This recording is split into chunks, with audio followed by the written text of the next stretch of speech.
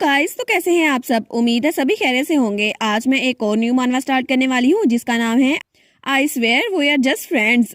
और ये मानवा ये तो पूरी लव स्टोरी है जहाँ पे हमारा हीरो बाकियों के लिए तो बिल्कुल कोल्ड ब्लडेड है, लेकिन हमारी हीरोइन के पीछे वो बिल्कुल एक पपी सा बना होता है। तो चले कहानी शुरू करते हैं। कहानी की शुरुआत में हमें एक सीन दिखा रहता है जहाँ पे हमारा हीरो और हमारी हीरोइन इकट्ठे थे। तो हमारी हीरोइन कहती है, कार्सियोन मैं सच में तुम्हें पसंद करती हूँ। लेकिन कार्सियोन वो उसकी तरफ ब्लश करके देख रहा था। तो वो सोचती है, हाँ बिल्कुल मैं जानती हूँ कि ये डची का वारिस है और मैं कॉमनर हूँ, लेकिन मैं चाहती हूँ कम से कम आज तो हम इकट्ठे रहें, क्योंकि जब हम लोग ग्रेजुएट हो जाएंगे तो तब तो तुम्हें मुझे छोड़ के जाना ही पड़ेगा। और तब उसे गले लगाती है। वो सोचती है मुझे ऐसे ही लगा था। लेकिन तब कुछ दिनों बाद कार्सियन उसके पास आया था। वो कहता है, रीने क्या सच में तुम मुझसे परेशान हो गई हो? क्या सच में तुम मुझसे दूर जाने वाली हो? लेकिन मुझे बता दो मैं क्या करूं। और वो तो रोने लग गया था। वो कहता है, प्लीज चाहे कुछ भी करना पड़े मैं तुम्हें खुद से दूर नहीं जाने दूंगा, प्लीज कभी भी मुझे धकेलना मत। तो रीने वो सोचती है क्या अब मैं क्या करूं, हम तो ग्रेजुएट होने वाले हैं ना। लेकिन कार्सियोन वो तो मुझे एक पल के लिए भी अकेला नहीं छोड़ता, तो आखिर मैं इससे दूर कैसे जाऊंगी। और तब हमें असल कहानी दिखा जाती है कि ये सब कुछ शुरू कैसे हुआ था। और तब हमें एक एकेडमी का सीन दिखा जाता है जहाँ पे बहुत सारे स्टूडेंट्स खड़े थे। तो उनमें से कोई कहता है, क्या तुमने उस लड़की के बारे में सुना, वही जो ट्रांसफर स्टूडेंट है? दूसरा कहता है, हाँ मैंने सुना है कि उसने ट्रांसफर एग्जाम में बहुत ही ज्यादा नंबर्स लिए हैं और वो तो टॉप करके आई है। लेकिन तभी वहाँ उनके पास से कोई भाग रहा था और सब लोग आपस में बात कर रहे थे। तो दूसरा कहता है, हाँ हाँ मैंने भी सुना है वो बहुत ज्यादा खूबसूरत है, लेकिन पता नहीं वो कौन सा क्लब ज्वाइन करने वाली है।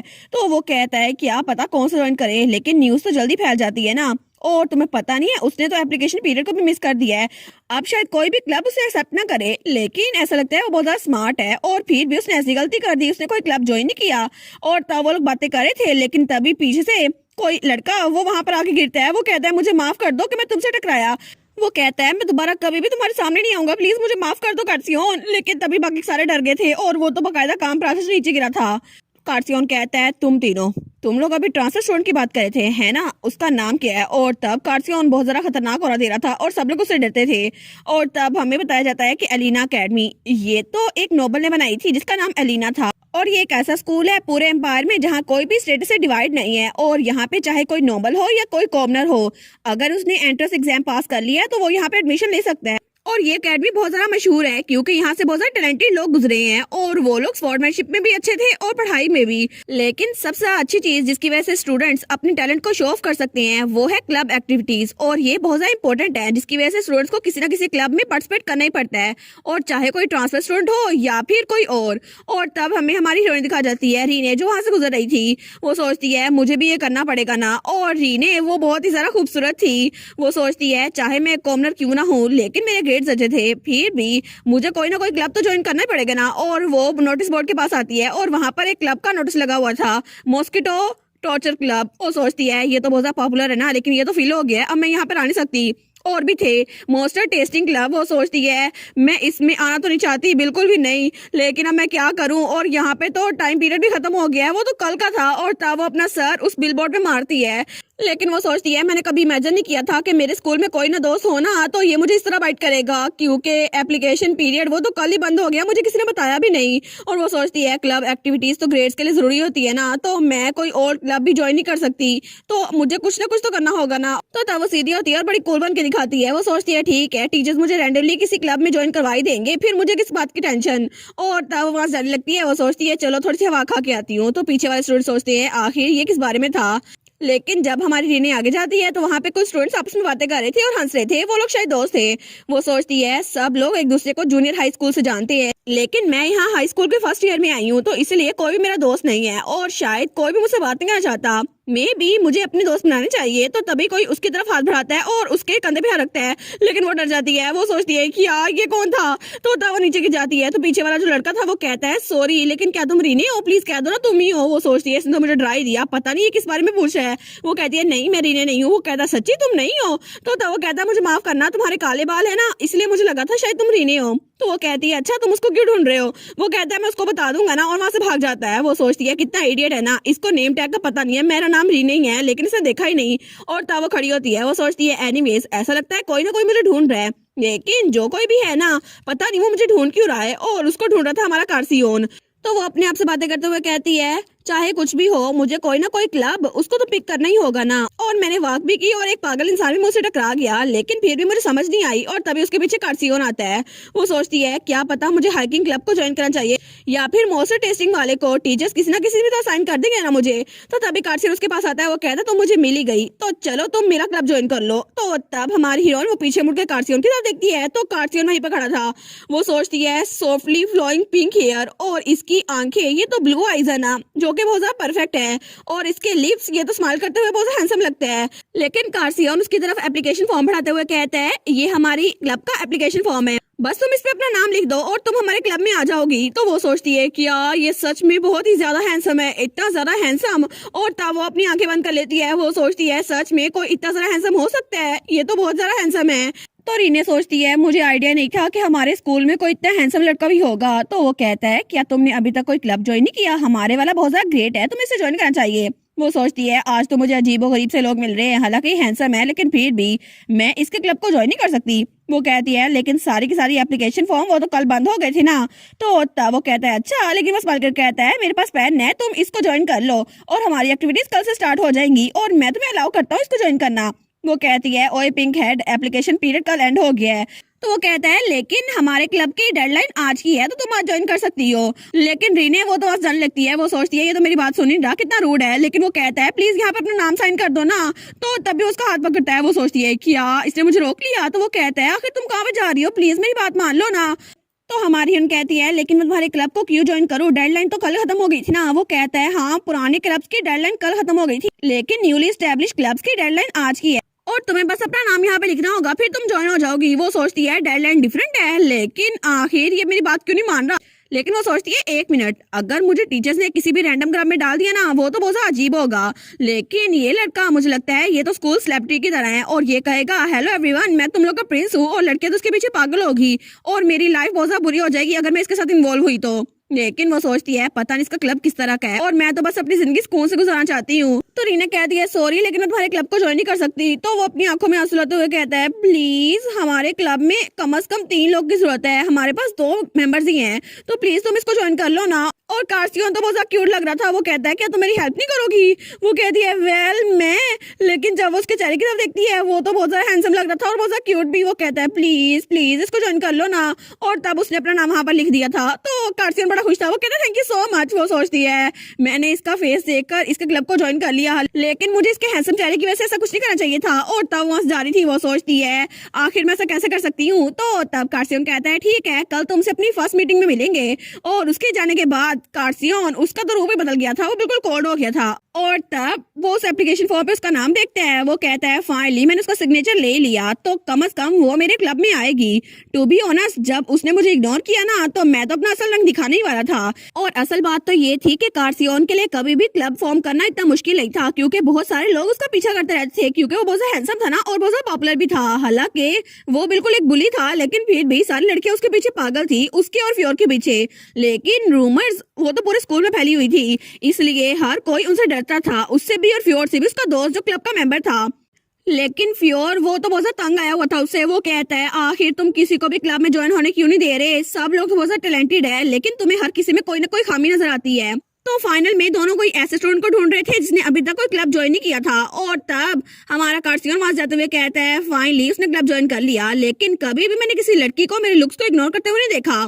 और चाहे लोग मुझसे डरते क्यों ना हो, लेकिन कभी भी किसी ने मुझे इग्नोर नहीं किया। और जब उसने अपना मुंह पीछे किया ना तो मैं तो अपने असल रंग दिखाने वाला था। तो वो कहता है मे भी उसकी आईसाइट बहुत ज्यादा बुरी हो, है ना, क्योंकि कोई भी मेरे चेहरे को ऐसे इग्नोर नहीं कर सकता। तो तब वो सोचता है एक खूबसूरत लड़की जिसकी बैड विजन है ना, ऐसा हो सकता है।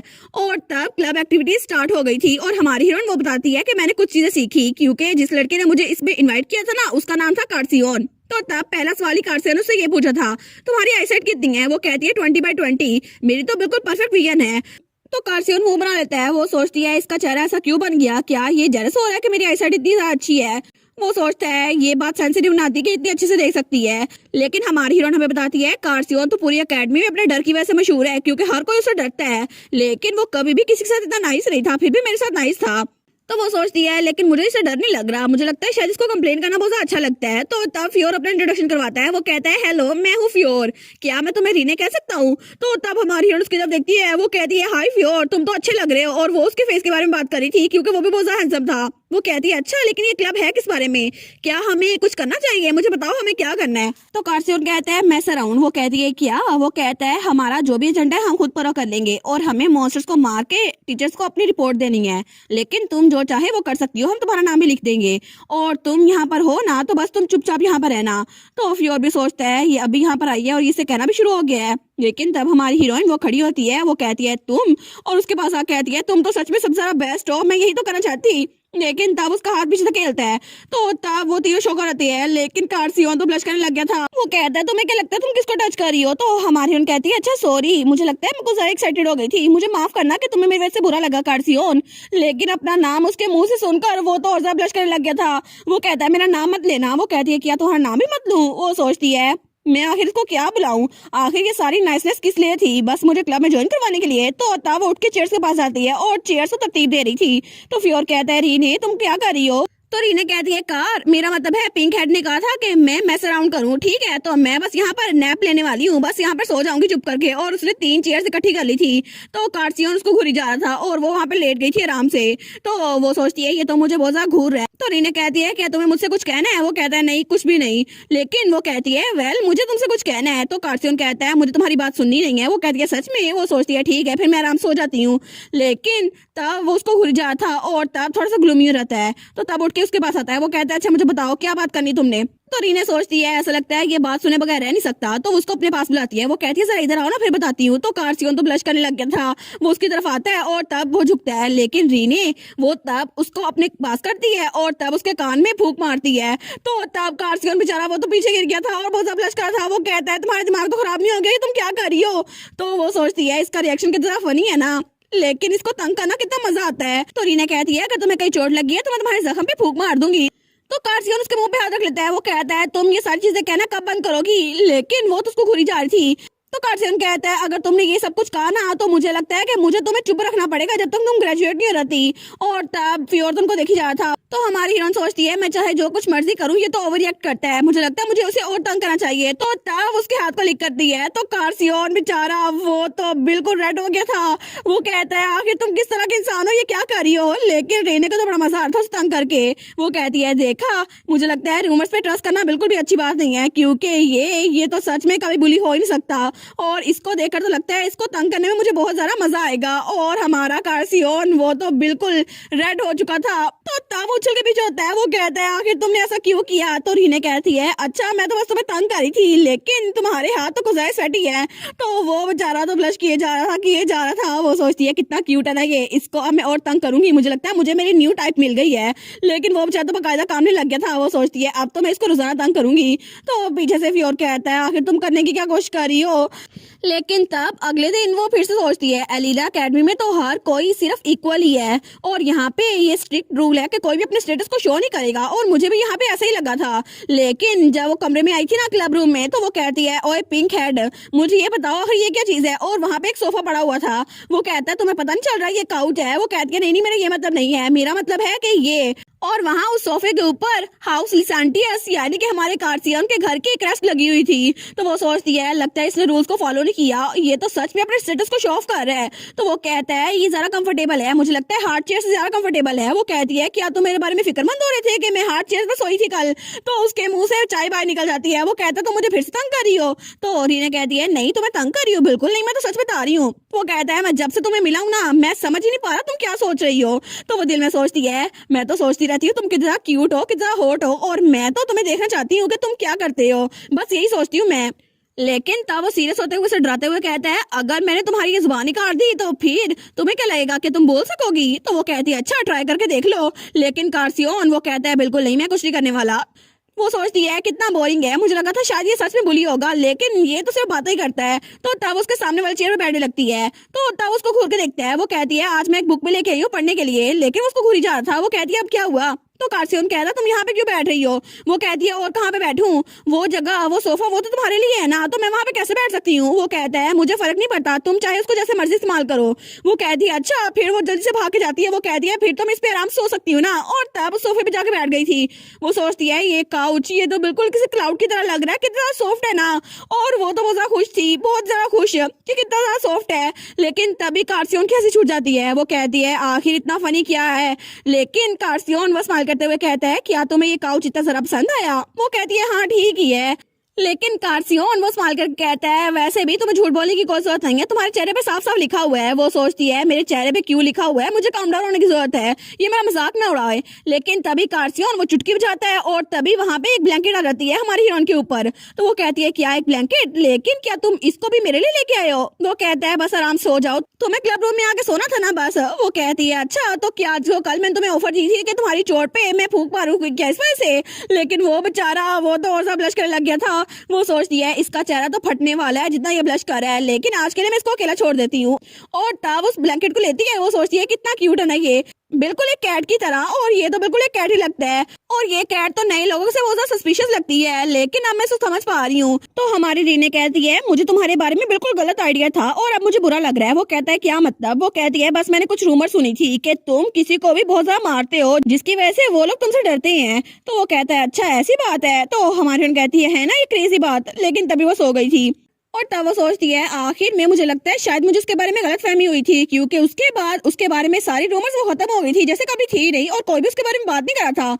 और तब अगले दिन वो फिर से क्लब रूम में सोई हुई थी। वो सोचती है मुझे लगता है मुझे फिर से नींद आ गई और मैं तो क्लब एक्टिविटीज में पार्टिसिपेट भी नहीं करती, आज तीसरा दिन है। लेकिन तभी दरवाजा खुलने की आवाज आती है। वो सोचती है क्या कोई यहाँ पर है? और तभी वहाँ पे कार्सियन और फ्योर थे। तो फ्योर कहता है कार्सियन तुम अंदर क्यों नहीं जा रहे? तो वो कहता है चुप, बिल्कुल चुप। और वहाँ पे हमारी हीरोइन सो रही थी। वो कहता है अच्छा। लेकिन तब फ्योर विस्पर करते हुए कहता है तुम सच में आजकल अपने जैसे लग ही नहीं रहे, आखिर तुम ये सब कुछ क्यों कर रहे हो, तुम इसकी इतनी फिक्र क्यों कर रहे हो? तो कार्सियन उसको घूर के देखता है। तो फ्योर वो कहता है बस मुझे अब ये ना कहना कि तुम उसको पसंद करने लग गए हो। तो वो कहता है बिल्कुल नहीं, तुम्हें कोई गलत आइडिया हुआ है और वो बस एक ट्रांसफर स्टूडेंट है, तो मैं चाहता हूँ उसका एडजस्टमेंट पीरियड यहाँ पे ठीक रहे। वो कहता है क्या लेकिन ऐसी कोई चीज है? तो कार्सियन कहता है हाँ बिल्कुल 2 हफ्ते। मैं चाहता हूँ 2 हफ्ते तक कोई भी उसको तंग ना करे ताकि वो यहाँ पर रह पाए, ताकि यहाँ से भाग ना जाए। इसलिए मैं चाहता हूँ कोई भी उसको तंग ना करे। लेकिन हमारी रीने वो सोचती है लगता है कि इसको लगता है मैं सो रही हूँ, शायद इसी वजह से मुझे तंग नहीं करना चाहता। और ये तो सच में एक बिल्कुल किटी है।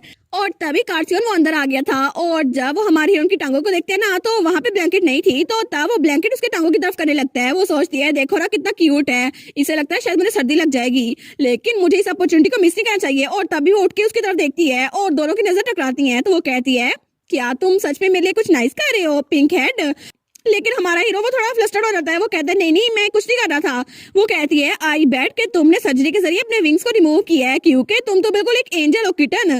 तो तब वो बेचारा कहता है नहीं ऐसा कुछ भी नहीं है। लेकिन फ्योर उन दोनों को देख ही जा था। वो सोचता है ये कर क्या रहे हैं। वो दिल में सोचता है तुम इडियट, तुम्हें सच में नहीं पता कि तुम्हें उसके साथ क्या करना चाहिए। लेकिन हमारी हीरोइन कहती है मैं तो मजाक कर रही थी, लेकिन ये बात सच है कि तुम मेरे साथ बहुत ज्यादा नाइस हो। तो वो कहता है हाँ जो भी है और जाके चेयर पे बैठने लगता है। वो कहता है जो मर्जी करो। वो सोचती है इसका रिएक्शन तो बहुत ज्यादा अच्छा है, मैं तो रुक सकती नहीं ना इसको तंग करने से। लेकिन तब वो अंगड़ाई लेती है। वो सोचती है मैं जाग गई हूँ तो मुझे बहुत अच्छा लग रहा है, मे भी मुझे थोड़ी सी बुक पढ़नी चाहिए। तो तब वो फ्योर को देखती है जो वहां पे बैठा बुक पढ़ा था। वो सोचती है मैंने कार्सियन के बारे में बहुत सारे रूमर सुनी थी, लेकिन फ्योर के बारे में मैंने कुछ भी पता नहीं किया और मुझे इसके बारे में बस ये पता है कि ये सेकंड टॉप स्टूडेंट है और फर्स्ट टॉप स्टूडेंट वो तो कार्सियन है ना, और दोनों ही बहुत ज्यादा पॉपुलर है। लेकिन वो सोचती है फ्योर तो हमेशा स्माइल करता रहता है, बहुत ज्यादा फ्रेंडली है, क्या पता मुझे आज इसके साथ क्लोज होने के लिए इसको तंग करना चाहिए, क्या मैं इसके साथ मजाक करूं? तो उठ के इसके पास आती है। वो कहती है तुम क्या पढ़ रहे हो फ्योर? वो कहता है कुछ नहीं, बस क्लास में जो कुछ पढ़ाया गया था ना उसको रिव्यू कर रहा हूँ। तो तब उसके पास आती है। वो कहती है मुझे लगा नहीं था तुम इतने हार्ड वर्किंग हो गए। वो कहता है अच्छा तुम्हें नहीं लगा था? तो हमारी हीरोइन वो उसे बात करते करते ना उसके शूज उतारने लगती है और तभी उसका शूज उतार के आगे तरफ फेंकने लगती है। वो कहता है कि ये क्या हुआ? और तभी उसने उसका शूज दरवाजे के पास फेंक दिया था। तो तब उसका शूज तो बिल्कुल सिंड्रेला बना हुआ था। वो कहता है मेरा शूज। तो फ्योर कहता तुम ऐसी लगती तो नहीं, लेकिन तुम सच में बहुत ज्यादा शरारती हो। वो कहती है ना मैं हूँ ना। और तब वो सोचती है मुझे सच में इसको तंग करने में बड़ा मजा आ रहा है और मुझे बहुत ज्यादा बुरा लगता था जब मॉम और डैड मुझे तंग करने के लिए कोई नया तरीका ढूंढते थे, लेकिन शायद मैं उनकी फैमिली हूँ ना, शायद इसी वजह से मैं भी ऐसा ही कर रही हूँ। तो तब उसे कहती है सॉरी मैं बस बोर हो रही थी, मैं अभी तुम्हारे लिए लेकर आती हूँ। वो कहता है अच्छा जब तुम बोर होती हो तो ऐसा करती हो? तो वो कहती है हाँ ऐसा ही कुछ। तो तब वो कहता है क्या तुम मेरे शूज को विंडो से बाहर नहीं फेंकने वाली? वो कहती है अब इतनी भी बुरी नहीं हूँ मैं। और तब उसके पास वो शूज लेकर आ रही थी और कार्सियन दूर बैठा उनको देखी जा रहा था बड़े जले से होके। तो तब हमारी हीरोइन कहती है मुझे लगता है कि तुम्हारा शूज है, ओ गोल्डन प्रिंस ऑफ एकेडमी। वो कहते हैं सीरियसली तुम तो सच में बिल्कुल भी इनोसेंट नहीं हो। तो वो कहती है हाँ हाँ मैं जैसी हूँ ना तुम्हारे सामने हूँ, अब मुझे अपोलोजाइज करने के लिए तुम्हारा शूज पहनाने दो। लेकिन तभी कार्सियन खड़ा होता है, वो कहता है तुम वहीं पर रुक जाओ। तो वो कहती है क्या हुआ तुम्हें? वो सोचती है इसको क्या हुआ। तो कार्सियन उसको थोड़ा गुस्सा आ रहा था, वो कहता है तुम में कोई भी प्राइड नहीं है, आखिर तुम नीचे झुककर उसको उसका शूज कैसे पहना सकती हो। वो कहती है अब ये बात कहाँ से आ गई, मैंने उसका शूज फेंका ना इसी वजह से उसकी हेल्प कर रही हूँ। वो कहता है किसी के सामने ऐसे झुकना जाया करो, जल्दी से खड़ी हो जाओ। वो सोचती है कि सिर्फ मजाक था लेकिन इतना अपसेट क्यों हो रहा है। लेकिन फियोर वो सोचता है आखिर हो क्या गया है। तो हमारी सोचती है क्या इसको गुस्सा आ रहा है कि मैं अपने पाँव पे झुकी हुई हूँ, लेकिन क्यों। और तब थोड़ी देर बाद कार्सियन और फियोर हालवे में से गुजर रहे थे। तो फियोर कहता है तुम आजकल कुछ अजीब लग रहे हो। तो वो कहता है क्या मतलब अजीब लग रहा हो। तो फियोर कहता है कोई भी एडजस्टमेंट पीरियड नहीं होता है ना, तुम सच में उसको पसंद करने लगे हो। तो हमारा हीरो वहीं पर रुक जाता है, वो कहता है तुम कुछ बोलोगे भी या फिर नहीं, मुझे सच में कोई आइडिया नहीं तुम क्या सोच रहे हो, आखिर तुम उसके लिए इतना सब कुछ क्यों कर रहे हो। तो तब हमारा हीरो उसको घूर के देखता है, तो फियोर वहां पे चुप हो रहता है। तो तब हमारा हीरो वहां चला जाता है। तो वो सोचता है ठीक है जो करना है करो, मैं कुछ भी नहीं करूंगा। लेकिन तब हमें वही अकेडमी दिखा जाती है। तो हमारी हीरो सोचती है काफी जरा हफ्ते गुजर गए जब से मैंने क्लब को ज्वाइन किया है और मुझे बहुत अच्छा लग रहा है क्योंकि मुझे कुछ करना नहीं पड़ता और मैं बस आराम से वहां पे जाके सो जाती हूँ। लेकिन तब वो वहाँ एक बेंच पे बैठी हुई थी, वो सोचती है कितना अच्छा है ना, मैं तो अपने आप को एंजॉय कर रही हूँ और कभी भी मैं इतनी ज्यादा खुश नहीं हुई, लेकिन मुझे लगता है मैं कुछ करे बगैर भी बहुत अच्छे से रह सकती हूँ। और मेरे साथ क्लब में जो 2 मेंबर है ना वो स्कूल के सबसे ज्यादा पॉपुलर लोग हैं और वो दोनों ही बहुत ज्यादा पॉपुलर हैं और इसकी वजह से मुझे कॉन्सिक्वेंसेज वो तो भुगतने ही होंगे ना। और रूमर्स के पास पावर्स होती हैं और शायद इसी वजह से कोई ना कोई मेरे पास आएगा मुझसे पंगा लेने के लिए, और इसीलिए वो सोचती है मुझे केयरफुल रहना होगा। मैं बहुत ज्यादा केयरफुल थी, लेकिन तभी 3 लोग उसके पास आते हैं, एक लड़की और 2 लड़के। तो लड़की कहती है आई गेस तुम्हारे पास सिर्फ तुम्हारा फेस ही है जिसकी वजह से हर कोई तुम्हें पसंद करता है। तो वो लड़का कहता है ना मुझे भी ऐसा लगता है, ये लड़की इसके पास और कोई चीज नहीं है सिवाय इसके फेस के। तो हमारे हम सोचती है क्या ये लोग मेरे पास क्या कर रहे हैं। तो वो लड़की कहती है ना मुझे भी लगा था हारोल्ड ये लड़की इसके पास कुछ नहीं है अपने फेस के अलावा, ये तो बिल्कुल भी टैलेंटेड नहीं है। वो सोचती है देखा मुझे बली करने के लिए आ गए क्योंकि मैं फेमस लोग के साथ हूँ। तो वो लड़का कहता है वो रूमर सच हो ही नहीं सकती, आखिर तुम जैसी कोई लड़की उनके क्लब में कैसे जा सकती है। वो सोचती है ये तो बिल्कुल ऑब्वियस है ना मुझे बुली कर रहे हैं। लेकिन वो लड़की उसको तंग करते हुए कहती है दोबारा कभी भी तुम फियोर और कार्सियन के इर्द गिर्द भटकना ना, ठीक है तुम समझ गई। और तब उसकी तरफ उंगली बढ़ा रही थी। तो हमारी सोचती है मुझे लगा ही था कि ये बुलिंग है, लेकिन इन लोग को क्या लगता है ये रेगुलर बुलिंग होने वाली है। ऐसा कुछ भी नहीं होने वाला क्योंकि ये अकेडमी ये एलिना अकेडमी है जहाँ पे कॉमनर्स और नोबल्स बराबर हैं। तो चाहे ये लोग जो मर्जी कहें लेकिन अभी के लिए ये नोबल्स हैं और इस अकेडमी में अभी इनका कोई स्टेटस नहीं। फिर भी ये लोग जैसे मुझे देख रहे हैं ना मुझे साफ पता चल रहा है कि ये लोग इनके पास सेंस ऑफ सुपीरियरिटी है। तो वो कहती है अच्छा वो रूमर्स वो सारी की सारी सच है। तो वो सोचती है ये नोबल्स है इसलिए मुझे तंग कर रहे हैं। तो वो लड़की कहती है कि यार तुम कितनी बदतमीज हो ना, मैंने तुम्हें कहा ना उनसे दूर हो, तो आखिर मेरी बात क्यों नहीं मान लेती। तो बाकी स्टूडेंट्स भी दूर से उनको देख रहे थे, वो कहते हैं यहाँ पर हो क्या रहा है। तो दूसरी स्टूडेंट कहती है इनको इग्नोर करो ये तो करते ही रहते हैं। तो हमारे सोचती है कोई भी मेरी हेल्प के लिए आ रहा, लेकिन मुझे लगा ही था कि मुझे अपनी हेल्प खुद करनी चाहिए। तो वो कहती है ऑब्वियसली बात है कि मैं उनके साथ बिल्कुल भी फिट नहीं बैठती, लेकिन उन्होंने खुद मुझे ज्वाइन करवाया।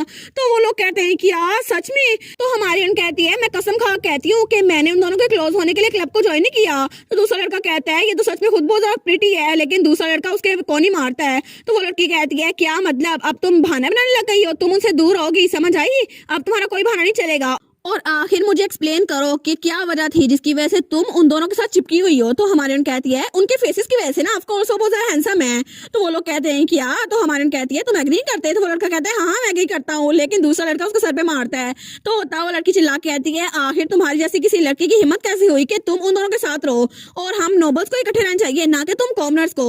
और तुम्हें पता भी है नोबल और कॉमनर कभी इकट्ठे नहीं हो सकते इस अकेडमी में, तो कभी भी नहीं। और तुम्हें लगता है कि तुम उनके साथ रह सकती हो, सिर्फ हम जैसे लोग उनके साथ रह सकते हैं। तुम्हें सच में लगता है कि तुम किसी काबिल हो। और वो तो उसको तंग किए जा रही थी और उसकी तरफ उंगली बढ़ाती है। वो कहती है तुम किसी काबिल नहीं हो और तुम उन दोनों के साथ कुछ हफ्ते गुजार के आई हो ना, तो बस इसको अपनी अच्छी मेमोरी समझ लो और अपनी औकात याद रखो कॉमनर। लेकिन हमारी हिरोइन वो सोचती है ये लोग तो सच में जितना मैं सोचा था उससे ज्यादा चाइल्डिश है। लेकिन तब उसके हाथ में एक पंख पकड़ा हुआ था। वो कहती है हाँ मैं जानती हूँ, लेकिन तुम लोग भी तो मेरे साथ सेम लेवल पे हो ना। तो वो लड़की कहती है कि यार तुम्हारा क्या मतलब, मैं एक नोबल की बेटी हूँ, तुम्हें लगता है मैं तुम्हारे साथ सेम लेवल पर हूँ। तो वो अपने हाउस के बारे में बताई जा रही थी, हमारा हाउस गॉड सप्लाई करता है। तो दूसरा लड़का कहता है हमारा हाउस तो बहुत ज्यादा अच्छा है, तुम्हें पता है मेरे फादर तो वाइकाउंट है। तो हमारी हीरोइन वो कहती है हाँ बिल्कुल। तो वो लड़की कहती है क्या तुम्हें समझ आ गई हम लोग कितना ज्यादा इंपॉर्टेंट है, और तुम्हें पता है हमारी फैमिली इतनी ज्यादा अच्छी है कि तुम्हें क्रश कर सकती है, तो जल्दी करो अपने घुटनों पे झुक जाओ। तो हमारन कहती है सॉरी तुम्हें इंटरप्ट करने के लिए, लेकिन मैं बस श्योर करना चाहती हूँ तुम लोग के नाम क्या है, स्टेला, हार्लोड और एंडी। तो वो लड़का कहता है हाँ बिल्कुल, तो उसका दोस्त उसके सर पे मारता है। तो लड़की कहती है तुम आखिर करने की कोशिश कर रही हो क्या, तुम इतनी डम हो के तुम्हें भूल भी गया है। तो हमारी हीरोइन वो खड़ी होती है, वो कहती है बिल्कुल नहीं। तो वो कहती है तुम क्या करने वाली हो, लेकिन तभी वो लड़की हमारी हीरोइन की तरफ देखती है तो हमारी हीरोइन वो वहां से कलाबाजी मार के उनके पास से भाग जाती है और उनको पकड़ने का मौका भी नहीं देती। तो रीने सोचती है बिल्कुल परफेक्ट, इनके पास से भागने का यही तरीका है। और तब वो तो बहुत दूर भाग गई थी और वो पीछे के पीछे खड़े रह गए थे। तो तब हमारी हीरोइन सोचती है देखा ये लोग मुझे पकड़ नहीं सकते, ये लोग तो भाग नहीं सकते।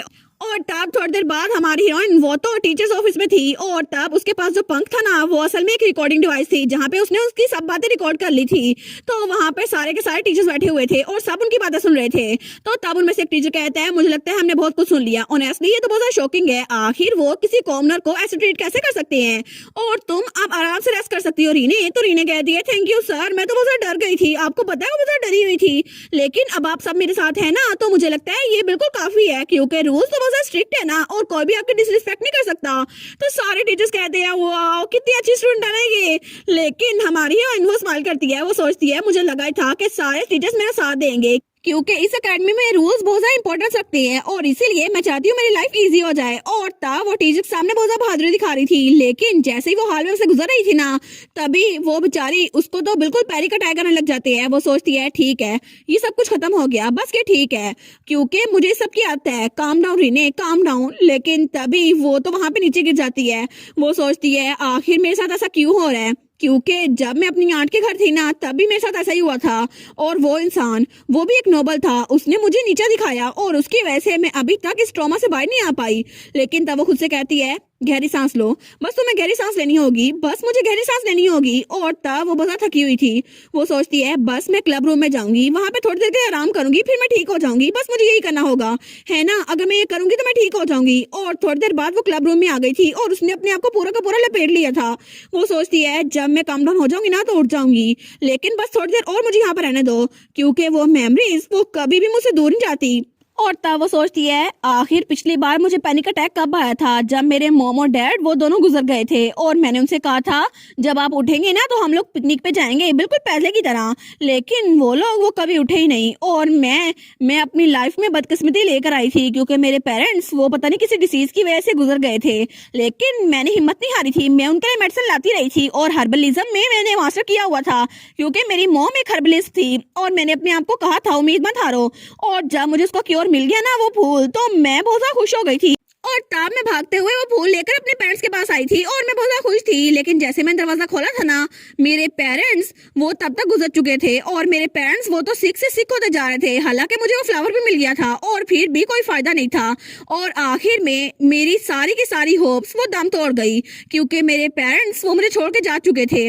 और उसके बाद मैंने 1 साल तक अपने आप को कमरे में बंद रखा, अपनी आंट के घर मैंने कभी किसी से बात नहीं की और मेरी आंखों के नीचे डार्क सर्कल थे और मैंने कभी रियलाइज नहीं किया, लेकिन मेरी जिंदगी में कोई उम्मीद नहीं थी। और अगर मैं अभी उसके पास जाऊं ना अपनी पुरानी सेल्फ के पास तो मैं उसको दिलासा दूंगी कि कोई बात नहीं तुम्हें कोई अच्छी जगह मिल जाएगी, लेकिन ये अकेडमी यहाँ भी मेरे साथ वही हो रहा है। हालांकि मैं सबके सामने शो ऑफ कर रही हूँ कि मुझे फर्क नहीं पड़ता, लेकिन मुझे सच में फर्क पड़ रहा था।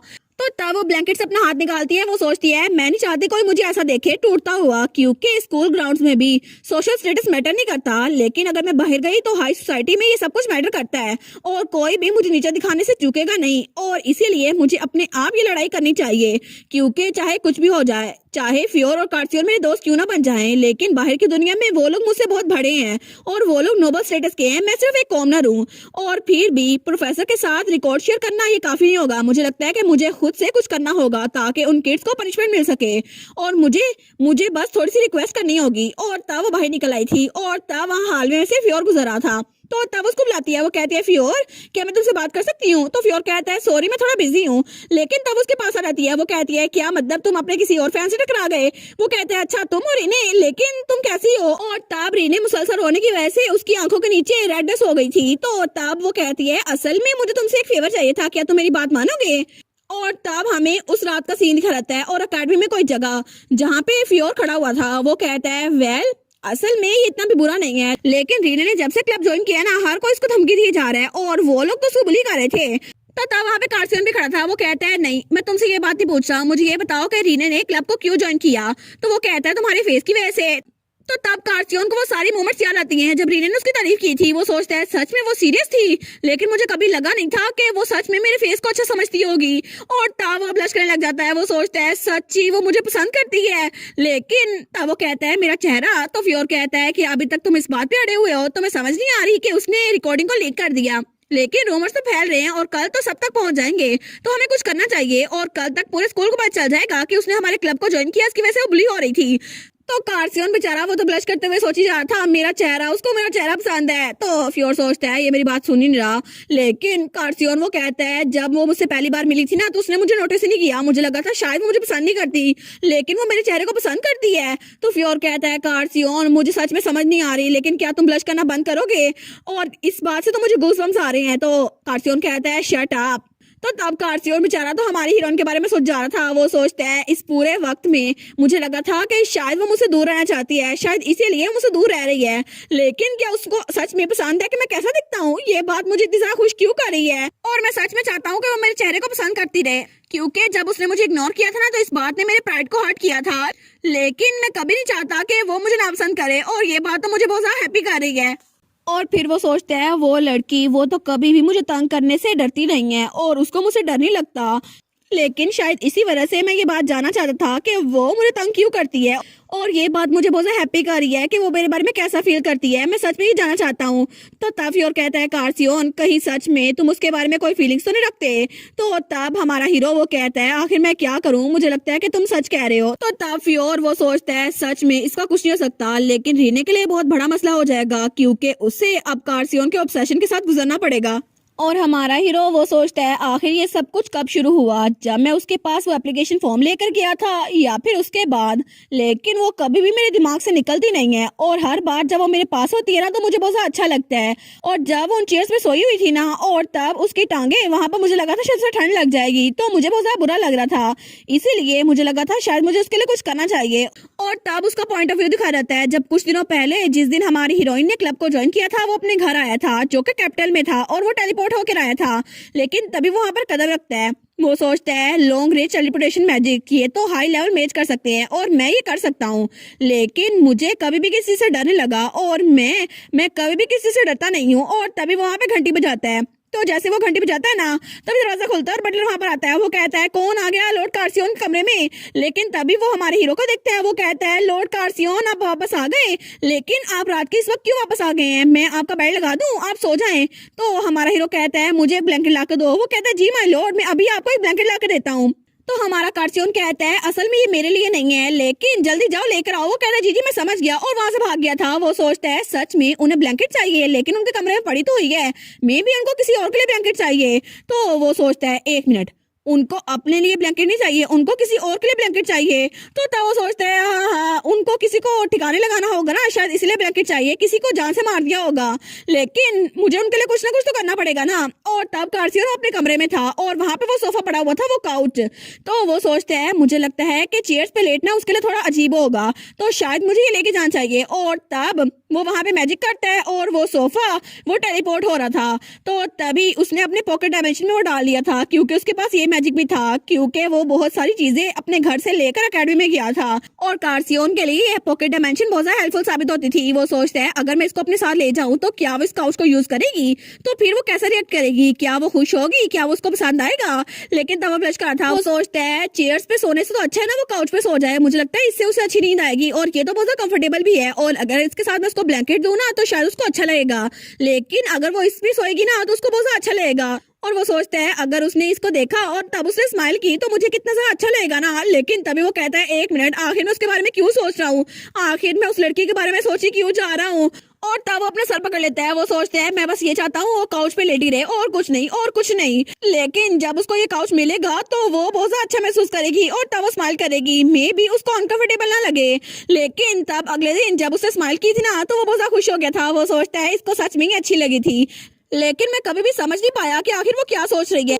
और तब वो उसको तंग करती रहती थी, कभी उसके गाल पे हाथ लगा के और कभी कुछ और करके। और तब वो लोग गेम खेल रहे थे, लेकिन हमारी हीरोइन वो तो जीत रही थी। तो वो सोचता है आखिर क्यों, मैं इसके बारे में ऐसा क्यों सोचता हूँ। तो तब हमारी हीरोइन उसको कुछ आइडिया आता है, और जब हमारे हीरो की बारी आती है ना तो वो उसके कान में फूंक मार देती है। तो तभी हमारा हीरो वो गुस्से में सारे के सारे वुडन प्लेट्स नीचे फेंक देता है। वो कहता है बस कर दो। तो हमारी कहती है क्या। वो सोचती है ओ नो, मुझे लगता है मैंने इसको गुस्सा दिला दिया। वो कहती है सॉरी कार्सियन, लेकिन मैंने रियलाइज नहीं किया कि तुम अपसेट हो जाओगे, मैं सच में सॉरी हूँ। तो कार्सियन उसको देखता है, वो सोचता है कि उदास होती हुई बिल्कुल भी अच्छी नहीं लगती। तो वो उसे कहता है मैं बस मजाक कर रहा था, तुम हमेशा मुझे तंग करती रहती हो ना, तो मैंने भी बस तुमसे मजाक किया था और तुम तो इसके लिए पिघल गई डमी। लेकिन वो सोचता है क्योंकि ये लड़की मुझे सच में पसंद आ गई है और मैं इसको अपने आप से दूर नहीं रख सकता, इसलिए मैं चाहता हूँ कि ये लड़की हमेशा स्माइल करती रहे। ओके, तो पहली एपिसोड तक ही हमारा हीरो वो तो हमारी हीरोइन के प्यार में डूब चुका है, लेकिन हमारी हीरोइन उसको तो कोई आइडिया भी नहीं है कि कार्सियन उसको पसंद करता है। लेकिन आगे हमारा हीरो उसके पीछे कैसे ऑब्सेस हो जाएगा, और हमारी हीरोइन उसने तो उसे छोड़ के जाना है ना, लेकिन क्या बनेगा चले आगे कहानी में जानते हैं। और आप लोग बताइएगा आप लोग को ये पार्ट कैसा लगा और ये कहानी कैसी है, प्लीज कमेंट्स में बताइएगा। और मजीद वीडियोस देखने के लिए चैनल को सब्सक्राइब कर लें और वीडियो को लाइक कर दें। Thank you so much for watching my videos and bye bye.